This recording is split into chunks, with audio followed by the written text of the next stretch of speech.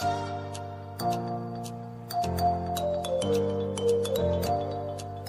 are listening to Alex Nanlohi Podcast, to know the Lord and to make Him known. Selamat pagi Bapak Ibu yang dikasihi dalam Tuhan Yesus Kristus. Senang bahwa pada pagi hari ini boleh sama-sama kita beribadah. Kita sudah memuji Tuhan, mendengarkan kesaksian, kita sudah berdoa dan kita akan sama-sama membaca dan merenungkan firman Tuhan. Mari kita kembali mohon pimpinan Tuhan. Sebelum kita membaca merenungkan firman-Nya, kita satukan hati, kita berdoa. Bapa di dalam surga, pemilik kehidupan kami, pemilik seluruh alam semesta, pemilik pelayanan yang kami sedang jalani saat ini. Sekali lagi kami datang dalam ucapan syukur kepadamu Tuhan, karena sungguh Engkaulah Allah kami, Allah yang hidup, Allah yang kudus, Allah yang berkuasa, dan kami mohon anugerah-Mu. Ketika sama-sama kembali kami akan membuka firman-Mu ya Tuhan, bukalah juga hati kami. Jadikanlah hati kami seperti tanah yang baik, supaya ketika benih firman Tuhan ditaburkan itu boleh sungguh-sungguh berakar, bertumbuh, dan juga berbuah nyata di dalam kehidupan kami. Berkati baik hamba-Mu yang menyampaikan, setiap kami yang mendengar, Tuhan tolonglah kami semua. Agar kami bukan hanya menjadi pendengar-pendengar firman yang setia, tapi mampukan dengan kuasa dari Roh-Mu yang kudus, kami dimampukan menjadi pelaku-pelaku firman-Mu di dalam hidup kami. Bersabdalah ya Tuhan, kami sedia mendengarnya. Dalam satu nama yang kudus, nama yang berkuasa, nama Tuhan kami Yesus Kristus, Sang Firman yang hidup, kami menyerahkan pemberitaan firman-Mu. Amin. Nah, pada pagi hari ini saya ingin mengajak kita sama-sama akan melihat bagian firman yang menjadi tema yang diangkat dalam perenungan kita hari ini. Temanya yang kita sama-sama akan pikirkan adalah kuat dalam panggilan Tuhan. Bagian firman Tuhan yang mendasari yang tadi sudah kita baca bersama di dalam 2 Petrus pasal yang pertama, ayatnya yang ke-10. Sekali lagi kita akan membaca bagian ini untuk memasuki perenungan kita akan firman Tuhan. 2 Petrus 1 ayat yang ke-10. Karena itu, saudara-saudaraku, berusahalah sungguh-sungguh supaya panggilan dan pilihanmu makin teguh. Sebab jikalau kamu melakukannya, kamu tidak akan pernah tersandung. Sekali lagi kita lihat bagian ini. Tentu untuk mendapat konteks dari seluruh bacaan kita, kita harus nanti melihat beberapa ayat di atasnya. Karena kalimat kata sambung yang dipakai di sini adalah karena itu. Sama kalau kita dalam konteks bacaan, setiap kali menemukan karena itu berarti ada bagian sebelumnya yang akan menolong kita bisa memahami ayat yang ke-10 ini. Nah, mari kita lihat sebentar apa yang menjadi konteks latar belakang Rasul Petrus menuliskan suratnya. Di masa itu ada 2 surat yang Petrus sampaikan, yaitu surat 1 Petrus dan surat 2 Petrus. Jika Bapak Ibu Saudara sekalian melihat apa yang terjadi pada masa itu, maka ada hal yang menarik untuk kita perhatikan. Di dalam konteks waktu itu ada 2 ancaman yang dihadapi oleh gereja Tuhan di abad pertama. Karena itu, ketika Rasul Petrus menuliskan suratnya, dia melihat apa yang menjadi hal penting yang perlu gereja miliki, yang perlu orang-orang yang melayani miliki pada masa itu di tengah-tengah 2 ancaman yang ada. Yang pertama adalah ancaman dari luar, berupa penganiayaan dari pihak-pihak yang memiliki kebencian terhadap Tuhan Yesus dan para pengikutnya. Nah, apa yang menarik? Mereka dibenci bukan karena hidup mereka nggak benar, tapi justru karena mereka hidup benar, karena perilaku mereka yang saleh. Jadi ini menjadi hal yang menarik untuk kita perhatikan, ancaman dari luar. Nah, Bapak Ibu Saudara bisa melihat lebih jelas akan hal itu di dalam surat 1 Petrus. Berulang kali, kalau kita melihat Lembaga Alkitab Indonesia memberikan judul dalam setiap atau beberapa perikop yang muncul di 1 Petrus dengan gambaran tentang penderitaan. Jadi, nanti kalau kita perhatikan, penderitaan mewarnai surat 1 Petrus. Tetapi yang menarik kemudian di dalam surat 2 Petrus, ada ancaman bukan hanya dari luar, tetapi nampaknya juga dari dalam jemaat sendiri. Apa ancamannya? Adalah ajaran-ajaran sesat yang merusak iman orang percaya. Jadi, dari luar penderitaan, penganiayaan, dari dalam ajaran-ajaran yang tidak benar. Ajaran yang menyeleweng dari ajaran utama. Menarik untuk memperhatikan bahwa gereja Tuhan sepanjang masa atau pelayan-pelayan Tuhan sepanjang masa selalu mengalami apa yang disebut dalam bagian ini ancaman, baik dari luar diri maupun juga sebenarnya dari dalam diri yang kita sendiri juga mungkin miliki, atau apakah itu ketidakpuasan kita, keluhan kita, kekhawatiran kita. Sementara juga realitanya tantangan pelayanan pasti tidak makin mudah. Jadi saya pikir bagian ini mengingatkan kita bahwa tidak ada pelayanan, tidak ada hidup tanpa penderitaan, tidak ada hidup tanpa ancaman dari dalam. Jadi ini satu realita yang kita alami, kita hadapi. Namun menarik sekali bagaimana seperti tema kita hari ini, bagaimana kita bisa kuat dalam panggilan Tuhan. Itulah ayat yang kita baca tadi, ayat yang mengingatkan ketika Petrus menyatakan kepada jemaat bahwa saudara-saudaraku. Nah, ini mintanya luar biasa Bapak Ibu ya.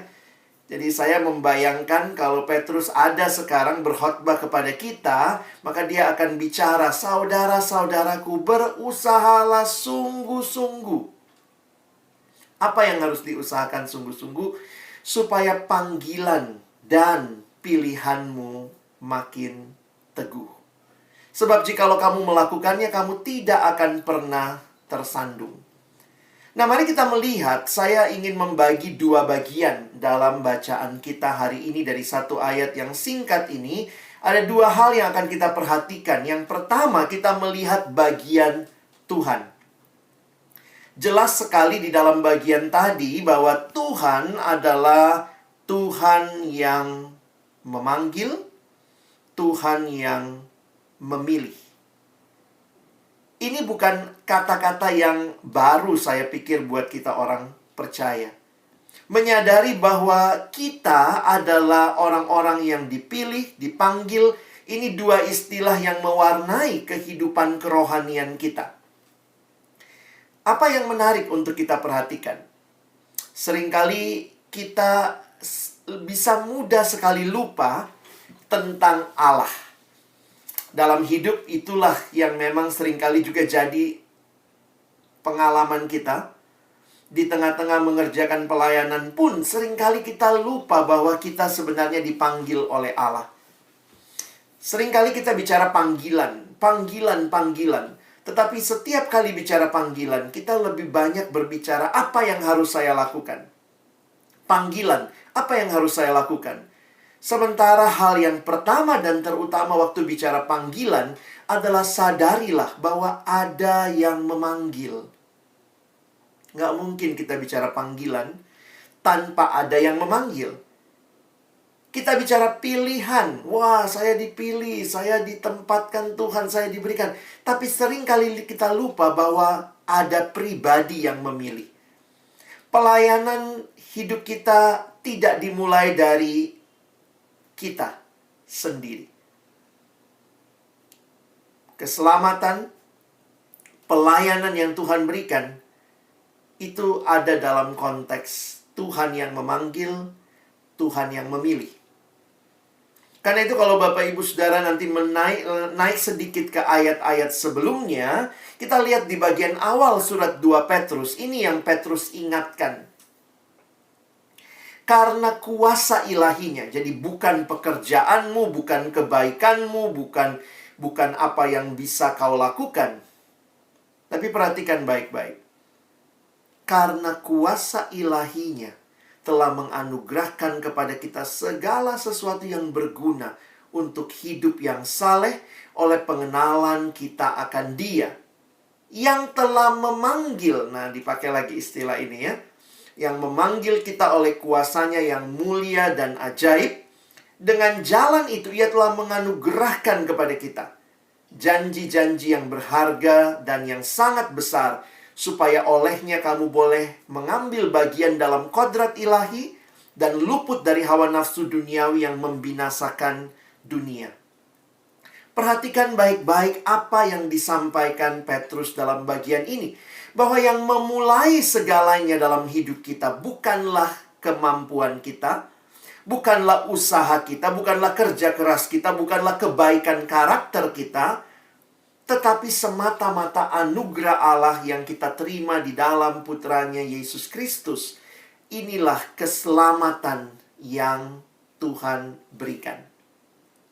Kalau Bapak Ibu Saudara, kita hari ini bicara panggilan, ingatlah sejak awal keselamatan kita itu semata-mata anugerah Allah. Sehingga ketika Petrus mendorong jemaat, ayo kamu makin teguh dalam panggilanmu. Berarti mereka harus melihat lebih lagi kepada anugerah Allah yang telah menyelamatkan mereka. Ini bukan usaha mereka. Terima kasih tadi sharing baik dari Ibu Jenny, baik dari Saudari Kathy. Waktu bicara tentang apa yang Tuhan sudah lakukan. Tuhan yang menjawab doa. Tuhan yang bekerja di dalam kelemahan kita. Dan itu menjadikan kita semakin teguh, semakin percaya bahwa benar ini pekerjaan Tuhan. Kalau bukan pekerjaan Tuhan, saya pikir Bapak Ibu Saudara juga udah lama mungkin ya meninggalkan pelayanan ini. Tetapi ketika kita tahu bahwa ini pekerjaan yang Tuhan berikan, dan Tuhan bahkan memanggil kita, melibatkan kita, betapa terhormatnya kita menjadi rekan sekerja Allah. Bahkan membawa orang untuk memuliakan Tuhan. Membawa anak-anak untuk kenal siapa satu-satunya Tuhan dan Juru Selamat yang harus dipuji, yang harus disembah. Sehingga kalau kita terus-menerus sadar bahwa panggilan kita, bahwa pilihan yang kita terima adalah anugerah Allah, maka kita pun akan senantiasa memuliakan Tuhan. Pelayanan yang semakin lama cenderung mudah untuk membanggakan diri. Baik diri yang melayani maupun diri secara organisasi. Mudah sekali. Kita yang memulainya dengan menyadari anugerah Allah seringkali juga menjadi orang-orang yang justru bukan memuliakan Allah. Kita memuliakan diri kita dan pelayanan kita. Apa yang Tuhan rindukan? Kuat dalam pelayanan bukan merasa diri semakin layak, tetapi semakin sadar betapa tidak layaknya aku. Ini semua adalah karena anugerah Tuhan. Akhir tahun seperti ini biasanya kita sudah mulai bikin report pelayanan.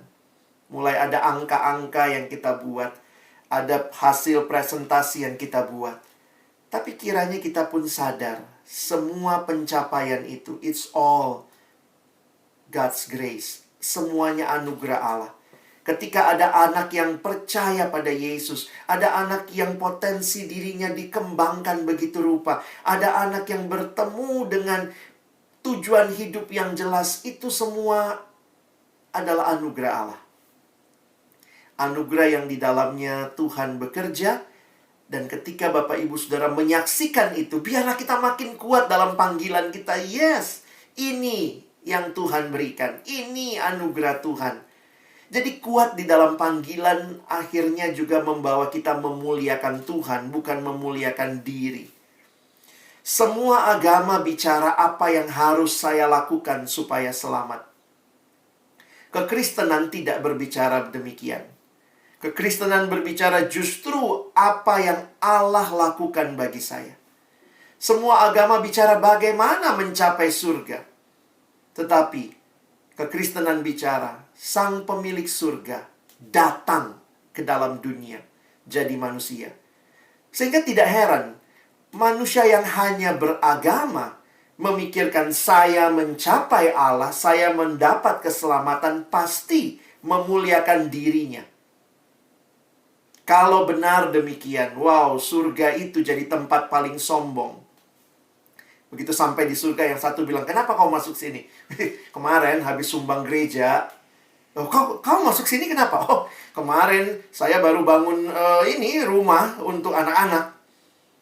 Tetapi ketika kita tahu bahwa semua adalah anugerah Tuhan, maka kita akan rendah hati dan berkata, kalau aku dapat, itu karenanya.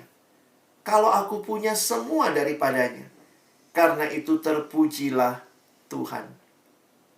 Orang yang semakin kuat dalam panggilan bukan orang yang semakin lupa diri, tetapi orang yang semakin mengingat Tuhan dan sadar diri.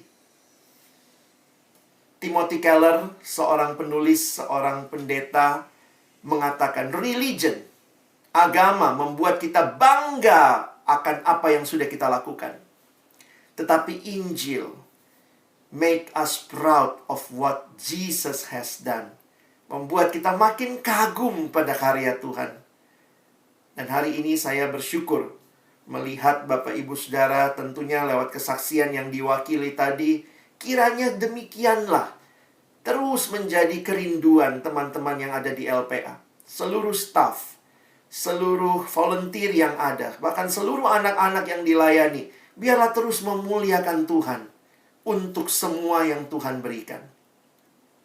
Ini bagian Allah. Dan bagian yang kedua, kita mau melihat apa bagian pelayan Tuhan. Apa bagian kita?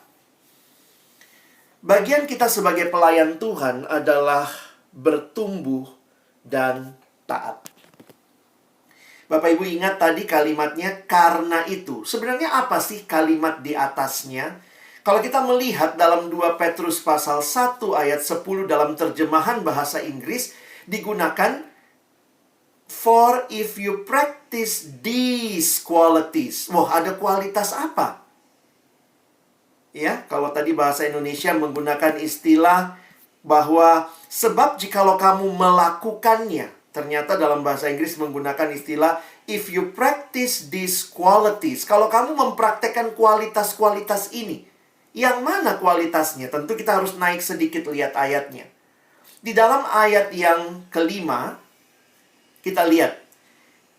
Petrus berkata, justru karena itu kamu harus dengan sungguh-sungguh berusaha. Perhatikan, untuk menambahkan kepada imanmu kebajikan, dan kepada kebajikan pengetahuan, dan kepada pengetahuan penguasaan diri, kepada penguasaan diri ketekunan, dan kepada ketekunan kesalehan, dan kepada kesalehan kasih akan saudara-saudara, dan kepada kasih akan saudara-saudara, kasih akan semua orang. Terus bertumbuh, terus bertambah. Dan perhatikan kalimat selanjutnya ya. Ini ada gambar yang menunjukkan seperti terus kita membangun. Bagaimana kita makin teguh dalam panggilan kita. Bangun hidup rohani kita. Bangun skill kita, bangun karakter kita. Dan ingat kalimat ini.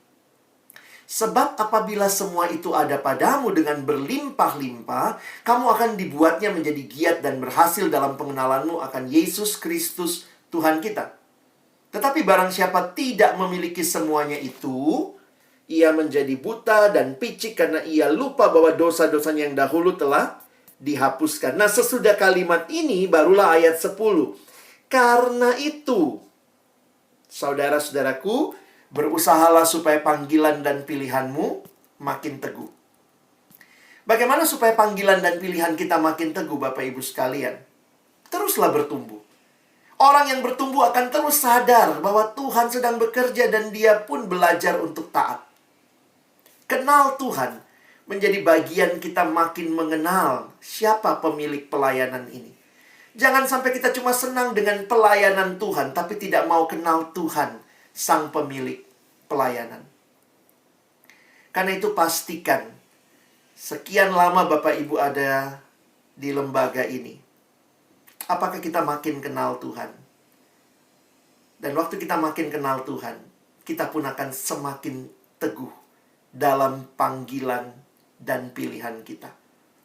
Tuhan yang memulai. Dia libatkan kita. Dan bukan hanya itu, Bapak Ibu perhatikan, demi membangun saudara dan saya, Tuhan memberikan Roh-Nya yang kudus untuk membangun kita. Ketika Bapak Ibu melayani, diberikan kemampuan, Roh Kudus memberikan karunia. Tuhan juga berikan firman-Nya. Bukan hanya Roh-Nya yang kudus, tapi firman-Nya menuntun hidup kita. Dan bersyukur Tuhan berikan komunitas untuk menolong kita bertumbuh. Kiranya semua penginjil anak yang ada, orang-orang yang rindu memberitakan Injil kepada para anak-anak, benar-benar mengalami pertumbuhan rohani. Mengalami betul Roh Kudus menggerakkan kita untuk menyaksikan kasih Tuhan. Saya searching sedikit lembaga saudara dan bersyukur melihat ya, sejak tahun 37, Reaching Children Worldwide. Dan hari ini kita sama-sama masuk dalam hari doa. Sebagai penutup, saya ingin mengajak kita merefleksikan. Memang pelayanan saat ini nggak mudah. Masa-masa pandemi apalagi, situasi makin tidak mudah. Tetapi ingatlah, seperti yang tadi di-sharingkan Saudari Kathy, bahwa berdoa adalah pekerjaan. Doa harusnya bukan jadi jalan terakhir. Semua udah dicoba, aduh nggak bisa, lalu doa. Bukan. Doa harusnya jadi jalan pertama bagi setiap kita yang melayani Tuhan. Pelayanan yang maju tidak pernah maju dengan berlari, tetapi dengan bertelut kepada Tuhan. Dan doa menjadi bagian kita berserah kepada Allah yang sanggup melakukan jauh lebih banyak dari yang kita lakukan. Pandemi memang makin membuat kita kesulitan di beberapa daerah. Tentu juga orang tua tidak gampang mengizinkan anaknya keluar. Di beberapa daerah bahkan kalau kita lihat angka per 15 Juni ya, saya belum tahu data terakhir, tapi 15 Juni jumlah anak 0 sampai 17 tahun yang terdampak COVID itu sampai 3.064 anak. Jadi ini jumlah yang cukup tinggi. 28 diantaranya meninggal dunia. Jadi pasti pelayanan saudara juga terdampak. Tapi hari ini kita dipanggil bukan hanya di Indonesia, sedunia kita sama-sama berdoa. Dan kalimat ini menjadi kalimat yang saya renungkan. Melalui doa, Allah telah memberi Anda jalan untuk membuat kehadiran Anda jadi berarti.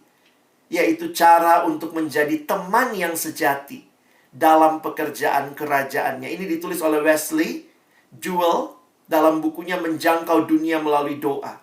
Waktu dia menulis bukunya kira-kira tahun 87, waktu itu lagi luar biasa pelayanan pendeta Billy Graham.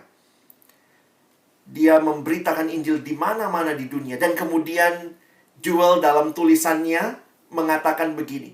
Dengan doa, Anda bisa berdiri di samping Billy Graham yang lagi khotbah di Rusia. Billy Graham yang lagi khotbah di London. Billy Graham yang lagi khotbah di Amerika. Dengan doa, kehadiran Anda jadi berarti.